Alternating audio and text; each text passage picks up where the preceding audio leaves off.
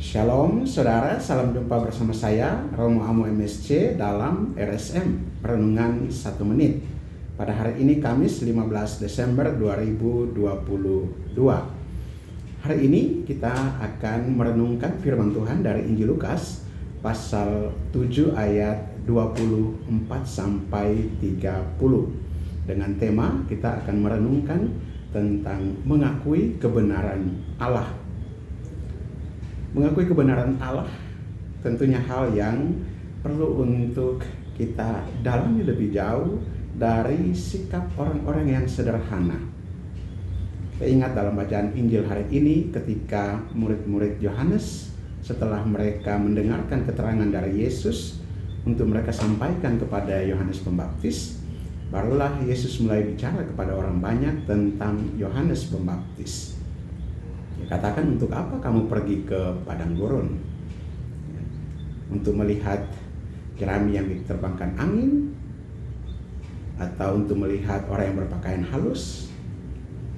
Orang yang berpakaian halus ada di istana. Tetapi tentang Yohanes dikatakan bahwa itulah utusan yang mempersiapkan jalan bagi Tuhan. Dan orang-orang yang mendengarkan perkataan Yohanes dan memberikan diri atau percaya kepada perkataan-perkataan Yohanes adalah orang-orang banyak yang sederhana. Bukan ahli-ahli Taurat, orang-orang Farisi, bukan ahli-ahli kitab, tua-tua agama, tetapi orang kebanyakan, orang-orang sederhana dan juga para pemungut cukai. Kita ingat pada peristiwa di mana orang-orang sederhana, orang banyak itu bertanya, apa yang harus kami perbuat? Dan di sini Yohanes menyatakan kepada mereka supaya kalau punya 2 pakaian, kasih kepada yang lain. Kalau punya kelebihan makanan, banyak makanan, berikan kepada yang lain. Kepada pemungut cukai dikatakan, jangan menarik lebih daripada apa yang sudah ditentukan. Kepada para prajurit dikatakan, jangan memeras dan merampas. Hal-hal yang sederhana untuk kembali kepada apa yang telah ditetapkan Allah. Kebenaran dari Allah adalah adanya keadilan. Berikan kepada yang tidak punya. Usahakan supaya semua orang hidup dalam ketenangan, kedamaian. Jangan ada yang berkekurangan. Itu hidup dalam kebenaran Allah. Karena itu paling tidak ada 3 hal yang perlu untuk kita hidup dalam kebenaran Allah. Yang pertama adalah melepaskan ikatan dalam diri kita.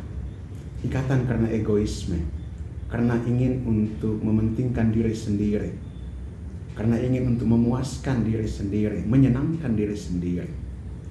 Lepaskan ikatan-ikatan dalam diri itu. Bahkan ikatan-ikatan yang terkait dengan emosi-emosi yang negatif, kebencian, kemarahan, dendam. Lepaskan itu. Yang kedua adalah menyerahkan diri kepada Allah. Dan menyerahkan diri kepada Allah ini memang tidak mudah.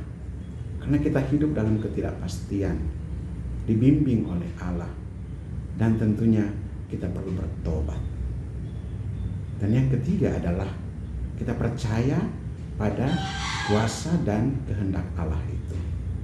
Bahwa Allah dapat menuntun kita dalam situasi apapun dalam diri kita. Bahkan dalam penderitaan dan dalam kesulitan pun kita percaya bahwa Tuhan punya rencana terhadap kita dalam setiap situasi hidup kita.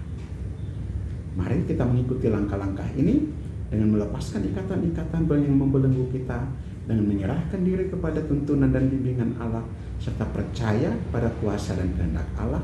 Kiranya kita juga dibenarkan oleh Allah dalam pengakuan akan kebenarannya. Mari kita berdoa. Allah kekal dan kuasa, kami mengucap syukur dan berterima kasih kepadamu atas firman-Mu yang membimbing kami, menuntun kami untuk hidup dan mengakui kebenaran-Mu. Memang terkadang kami mengalami kesulitan untuk mengakui kebenaran-Mu, karena masih terikat dengan hal-hal yang membelenggu kami. dengan kesenangan-kesenangan diri, dengan kemauan-kemauan diri kami sendiri.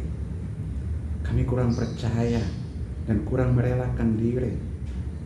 Di dalam kesulitan dan keterbatasan kami, seringkali juga kami mengeluh, Tuhan ampuni kami. Kami menyerahkan kepadamu segala kehendak dan kemerdekaan kami, kebebasan kami. Kami menyerahkan juga segala sakit dan penyakit kami, serta kerinduan-kerinduan kami untuk dipulihkan oleh-Mu. Kami percaya bahwa Engkau memberikan kepada kami jalan kepada keselamatan. Melalui apa yang kami alami pada saat ini, kiranya Engkau menguatkan kami di dalam kelemahan, keterbatasan, sakit penyakit, dan segala hal yang membelenggu kami. Tuhan, kuatkanlah kami, bukalah dan lepaskanlah, sehingga kami juga dengan hati yang tobat, kami mengakui Engkau dan kebenaran-Mu dan dipimpin kepada jalan keselamatan-Mu. Demi Yesus Kristus Tuhan dan Juru Selamat kami yang hidup dan berkuasa, kini dan sepanjang masa. Amin. Berkatalah yang mau kesatuan dan tinggal atas saudara sekalian, Bapa dan Putra dan Roh Kudus. Amin. Saudara terkasih, bila Anda merasa terberkati dan berkenan untuk membagikan renungan ini, silahkan membagikan kepada saudara-saudara seiman dimanapun mereka berada. Dan bagi Anda yang belum subscribe channel ini, silahkan subscribe channel ini agar juga menjadi media pemberitaan atau pewartaan bagi banyak orang. Bagi yang membutuhkan doa-doa, silahkan menulis dalam komentar agar dapat didoakan dalam perayaan Ekaristi maupun kesempatan doa-doa pribadi lainnya. Shalom, Tuhan memberkati.